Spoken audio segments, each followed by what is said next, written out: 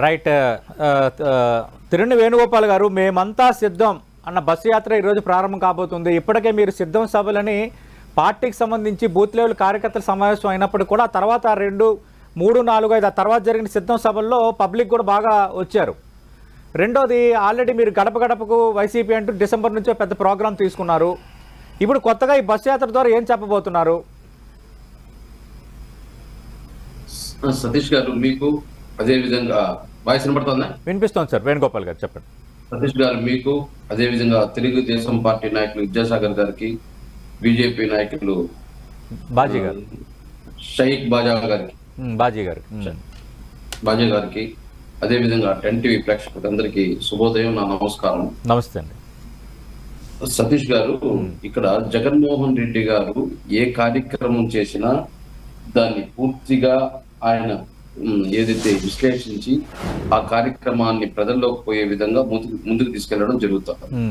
ఏదైతే జగన్మోహన్ రెడ్డి గారు 2019 ఎన్నికల్లో గెలిచినప్పటి నుంచి అనినిత్యం ఏదైతే ప్రజల్లో ఉండాలి, అదే విధంగా సచివాలయ వ్యవస్థ ద్వారా ప్రజలకి వాళ్ళ ఇండ్ల వద్దకే పోయి సేవ చేయాలనే ఉద్దేశంతో ఈరోజు జగన్మోహన్ రెడ్డి గారు సచివాలయ వ్యవస్థ కానీ, అదేవిధంగా ఆర్బికే సెంటర్లు కానీ, అదేవిధంగా నాడు నేడు స్కూళ్ళు కానీ, అదేవిధంగా డిజిటల్ లైబ్రరీలు కానీ, విలేజ్ హెల్త్ క్లినిక్ కానీ, ఇట్లా ప్రతి ఒక్కది రాష్ట్ర ప్రజలకు చేరువుగా ఉండే విధంగా తీసుకురావడం జరుగుతుంది. ఇప్పుడు దాని ద్వారానే ఈరోజు జగన్మోహన్ రెడ్డి గారు కూడా ఈరోజు ఏదైతే 4 సభల్లో చెప్పినప్పుడు కూడా ఈ 4 సిద్ధం సభల్లో ఏదైతే రాయలసీమ ప్రాంతంలో కానీ, ఉత్తరాంధ్రలో కానీ, కోస్తాలో కానీ ఈ సిద్ధం సభలు పెట్టినప్పుడు 4 సభలు పెట్టినప్పుడు కూడా వీటి గురించే చెప్పడం జరిగింది. ఈ రోజు జగన్మోహన్ రెడ్డి గారు సంక్షేమం ఇస్తుంటే, పేదవాడి పక్కన నిలబడి జగన్మోహన్ రెడ్డి సంక్షేమం ఇస్తుంటే, ఈ దుష్ట చతుష్టం సంక్షేమం పేదవాడికి వెనుజులా అయిపోతుందో, జింబాంబే అయిపోతుందో, శ్రీలంక అయిపోతుందని చెప్పి విమర్శిస్తారు. అదే విధంగా సెంటు భూమి ఇస్తే పేదవాడికి ఆ సెంటు భూమి అడ్డుకునే ప్రయత్నం చేస్తారు.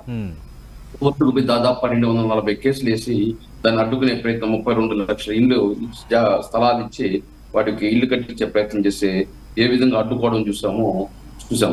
ఇవన్నీ ఈరోజు సిద్ధం సభ ద్వారా ఏదైతే 4 సభలకి దాదాపు 15 లక్షల పైన ఒక సభకు ఏ విధంగా వచ్చారో ఆ విధంగా రావడానికి ఇంకా టైం లేదు మనకు. అంటే ఆ టైం పెట్టేసి లాగడానికి. అందుకని ఇప్పుడు ప్రతి పార్లమెంటరీ నియోజకవర్గం ఏదైతే 4 సభలు పోతే ఇంక 21 సభలు ఉన్నాయి. ప్రతి పార్లమెంటరీ నియోజకవర్గానికి ఈ సభల ద్వారా జగన్మోహన్ రెడ్డి గారు ఇచ్చిన సంక్షేమ విషయాల్లో కానీ, అభివృద్ధిలో, రోడ్ల విషయం ప్రతిపక్షాలు విమర్శిస్తూ ఉంటాయి. రోడ్లు వేయలేదు, ఆ రోడ్ల గురించి చెప్పడం కానీ, ప్రాజెక్టుల గురించి చెప్పడం కానీ, ఇరిగేషన్ ప్రాజెక్టు గురించి, పరిశ్రమల గురించి కానీ, అదేవిధంగా ఎస్సీ, ఎస్టీ, బీసీ మైనారిటీలకి జగన్మోహన్ రెడ్డి గారి ప్రభుత్వంలో ఎంతవరకు న్యాయం చేసిందో చెప్పుకుంటూ, గత ప్రభుత్వాలు ఏ విధంగా అన్యాయం చేసిందని, అదేవిధంగా విద్యలోను, వైద్యంలోను ఏ విధంగా ఈ రోజు రాష్ట్ర ప్రభుత్వం ముందు ఉందని చెప్పేసి ఈరోజు ప్రజల్లో చెప్పడానికి జగన్మోహన్ రెడ్డి గారు ఈరోజు 21 పార్లమెంట్ నియోజకవర్గాల్లో ఈరోజు జగన్మోహన్ రెడ్డి గారు ప్రచారం చేయబోతున్నారు. అదే విధంగా ప్రతిపక్షాలు ఏదైతే 2014 ఇచ్చిన హామీలు ఏవైతే హామీలు ఇచ్చి ఆ హామీలు ఏ విధంగా పక్కన పెట్టాయో కూడా చూసాం. వాటిని కూడా చెప్పే ప్రయత్నం చేస్తారు. అదేవిధంగా వీళ్ళు కూడా ప్రజాగలం అని పెట్టి భారతీయ జనతా పార్టీ ప్రధానమంత్రి మోడీ గారు, అదేవిధంగా తెలుగుదేశం పార్టీ అధ్యక్షుడు, జనసేన అధ్యక్షుడు అందరూ కలిసి ప్రజాగలం ద్వారా దాదాపు 5 లక్షల మంది జనం వచ్చినారని భుజాలు జరుపుకున్నారు. కానీ రాష్ట్రంలో ప్రతిపక్షాలు ఏదైతే కాంగ్రెస్ పార్టీలైనా కానీ, మేమైనా కానీ ప్రజలు ఆశించాం ఈ ప్రజాగలంలో వీళ్ళు ఏం చెప్పబోతారు రాష్ట్ర ప్రజలకి.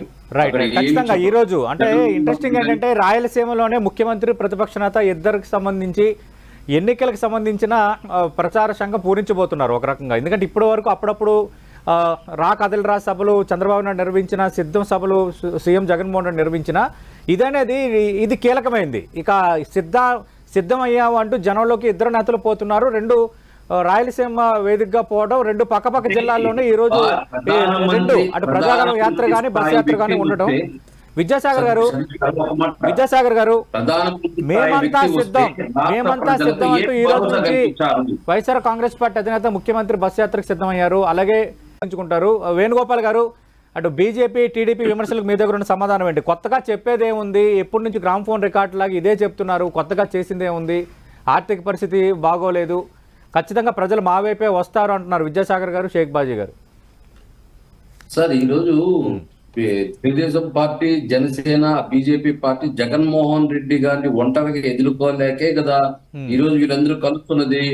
ఏదైతే అధికారంలో ఉన్న జగన్మోహన్ రెడ్డి గారు ఏదైతే ఓట్లు చీలకూడదు వీళ్ళకి ప్రతిపక్షాలకి అని చెప్పేసి ఒక సాగు చెప్పి ఈరోజు జగన్మోహన్ రెడ్డి గారు ఏం అభివృద్ధి కానీ సంక్షేమం కానీ చేయకపోతే తెలుగుదేశం పార్టీ 40 సంవత్సరాలుగా ఇండస్ట్రీ అనుకుంటే చంద్రబాబు నాయుడు ఒంటరిగా ఎదుర్కోలేడా? ఎందుకు ఎదుర్కోలేకపోయాడు? ఈరోజు జగన్మోహన్ రెడ్డి గారిని ఒక ఒంటరిని చేసి ఈరోజు ఈ 3 రాజకీయ పార్టీలు ఏదో వీళ్ళు సాధిస్తున్నారని చెప్పేసి రాష్ట్ర ప్రజలకు ఒక మభ్య పెట్టే ప్రయత్నం చేస్తున్నారు. సార్ ఈ రోజు కేంద్రం గాని కాగ్ రిపోర్ట్లు గాని తలసరి ఆదాయంలో చంద్రబాబు నాయుడు ప్రభుత్వంలో 17వ స్థానంలో ఉంటే జగన్మోహన్ రెడ్డి గారి ప్రభుత్వంలో 9వ స్థానానికి ఏ విధంగా వచ్చింది అంటే అవన్నీ తప్పు రిపోర్ట్ల. జిఎస్డిపిలో జగన్మోహన్ రెడ్డి గారు ఫస్ట్ ప్లేస్ లో ఉంటే చంద్రబాబు నాయుడు గారు 22వ స్థానంలో ఉన్నారు. అవన్నీ తప్పు రిపోర్ట్ల. పారిశ్రామిక వృద్ధి రేట్లో చంద్రబాబు నాయుడు 22వ స్థానంలో ఉంటే జగన్మోహన్ రెడ్డి గారి ప్రభుత్వం 3వ స్థానంలోకి రావడం, ఇవన్నీ తప్పు రిపోర్ట్ల. కేంద్రము కాంగ్రెస్ ఇచ్చిన రిపోర్ట్లు ఇవన్నీ అభివృద్ధిగా కనపడలేదు వీరికి.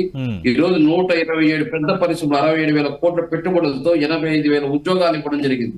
ఇవన్నీ మేము చెప్పడం కాదు, కేంద్రం ప్రకటించిన లెక్కలు. ఈరోజు 10 లక్షలు 11 లక్షలు అప్పులని చెప్తున్నారు. అది కూడా చెప్తాను. ఈ రోజు కేంద్ర ప్రభుత్వమే ఏదైతే సహాయ మంత్రి పంకజ్ చౌదరి గారు చెప్పడం జరిగింది, ఏదైతే ఆంధ్రప్రదేశ్ ప్రభుత్వం మొత్తం 4,85,490 కోట్ల అప్పు ఉంది.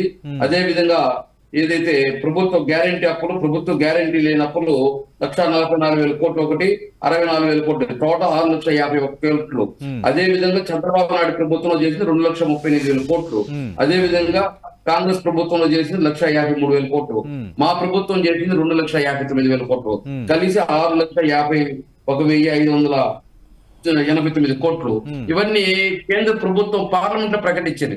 ఇవన్నీ పక్కన పెట్టేసి వీళ్ళు పసలేని ఆరోపణలు, బురజల్లే కార్యక్రమాలు చేస్తూ జగన్మోహన్ రెడ్డి గారిపై రుద్దే ప్రయత్నం చేస్తున్నారు. సార్ ఇప్పుడు వీళ్ళు టీడీపీ వీళ్ళు చెప్తున్నారు ఏదో మోడీ గారు కానీ బీజేపీ కానీ తెలుగుదేశం జనసేన ఏ విధంగా ఆడుస్తుందని 175 నియోజకవర్గాలు వాళ్ళు ప్రకటించుకున్నారు. కానీ పవన్ కళ్యాణ్కి ఒక పార్టీ అధ్యక్షుడిగా ఉండి ఆయన ఎమ్మెల్యేనా ఎంపీలా అని తేల్చుకునే పరిస్థితిలో ఉన్నాడు. అమిత్ షా నాకు చెప్పితే నేను ఎమ్మెల్యేనా ఎంపీనా అని ప్రకటిస్తానంటే ఏ విధంగా ఈరోజు కేంద్ర ప్రభుత్వానికి తెలుగుదేశం పార్టీ, జనసేన పార్టీ బానిస బతుకుతాందో చూసి దీన్ని బట్టి అర్థమవుతుంది. అంటే వీళ్ళకి స్వతంత్రంగా పార్టీలో వీళ్ళు ఎమ్మెల్యేనా ఎంపీనా కూడా డిసైడ్ చేసుకోలేని పరిస్థితిలో ఉంటే ఈరోజు కేంద్ర ప్రభుత్వానికి మోకలడ్డుతూ ఈరోజు రాష్ట్రాన్ని తాకట్టు పెట్టే ప్రయత్నం చేస్తున్నారు ఈ 2 రాజకీయ పార్టీలు. వేణుగోపాల్ గారు.